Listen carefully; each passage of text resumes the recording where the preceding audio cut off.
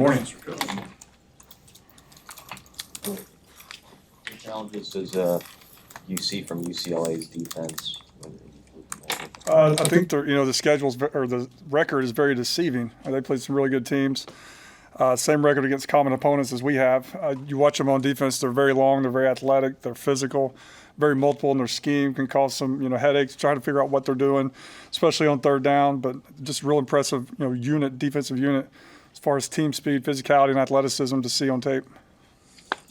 Is it easy to get guys' attention? As you said, their record can be deceiving. They played a tough schedule. You just kind of point to look who they played and how they played against them. Not our guys. Our guys are locked in. I mean, we're trying to improve every single day, every single week. So I mean, it's just another opportunity for us to go out there and see how much better and how much more we've developed this week. Coach, you guys were running the kind of short and swing pass game quite a bit against Ohio State. Was that something you saw that you could expose them on, or what was the game plan? Just trying to get the ball out quick. It's a very scary pass rush at times, so you don't want to be standing back there the whole game holding the ball. What's been the key to getting Thomas Fidone more involved in the offense the last couple of weeks? Just giving him opportunities. His specialty. His special trait is vertically down the field. He's extremely explosive and fast and can separate and use his body with 50-50 catches. So I think just giving him more opportunities as we go along the way here to make plays vertically down the field. Did he come to you guys? Coach Will said he kind of came to you guys a month ago and said, "What more can I do?" How often do players come to you, and how much did you appreciate that he sought your feedback? Yeah, I love it. I love that players do that all the time. I mean, they're confident, they're comfortable, doing that. It was awesome. He's like, I can help this team. I can get open. I can catch the ball. We all obviously already knew that, but we just need to make a better effort at getting them the ball down the field, and that's what we've done the last couple of weeks. Into November now, with 4 games left, you obviously have some options with players who can redshirt if they haven't played, at the receiver spot, other places.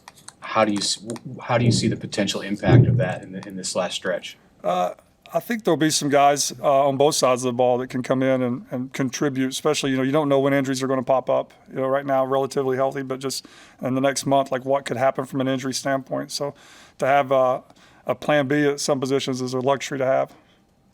How challenging is it when somebody hasn't played all year, all of a sudden there's an expectation you're supposed to incorporate them because they got a couple of games to play? How hard is it to get them up to speed and actually get them in the game? Our guys play so much. Like Coach does an unbelievable job of good on good, and actually not just scout team. I mean, those guys are getting to play our offense, the whole season, so they're not behind in anything that we're doing offensively.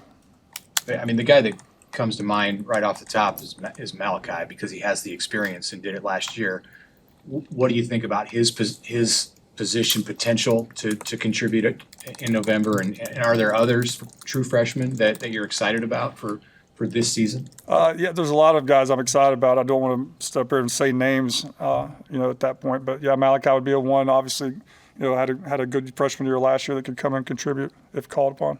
When Dylan runs like he did, I mean, how much more can that open things up for you guys on offense? Just when the defense has to account for that now too. It's huge. I mean, when they think you can't run, they don't have to have a spy. That they can play man coverage and read his eyes and get underneath certain routes. So for him to be able to pull it down and run like he did, I think at least they have to account for him. It shows they have to account for him now.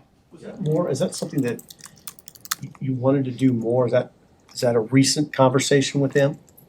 I haven't had a conversation with him about it. I'm probably speaking out of place, but I think it came from the third and 4 to 5 we had right before the half at Indiana, where he could have ran it and he didn't. I think that pissed him off. I think he just kind of subconsciously did it just to prove he could.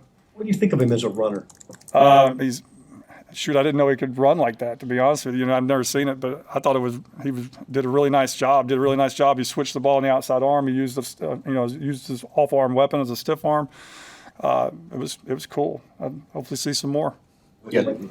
What does it mean to you to see John Bull have the day he did, and how that can help an offense and a play caller and all that, and knowing he's got that? It was amazing. Yeah, he just put on a show out here today. I'll let Coach tell you all about that. But I mean, Coach was putting him in some weird situations with the wind, and he just kept coming through. So it's from a lot of hard work. I mean, we watch him every day. We come up to as a team and watch him kick.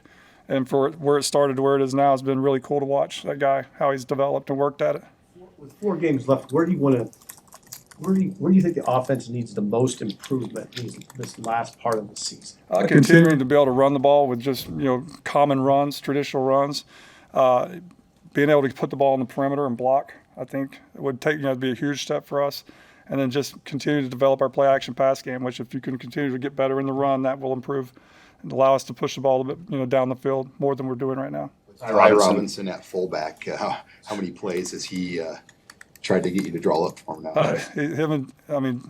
Judy on that last one was amazing. I don't know if you've seen that clip or not, but he snaps the guy's head back and jumps up and they're celebrating. It's a really cool moment to watch all those guys celebrating. But yeah, Ty's super explosive, super athletic, and he has won in a bunch of plays. So that's your fullbacks now. Those two guys we're going to use.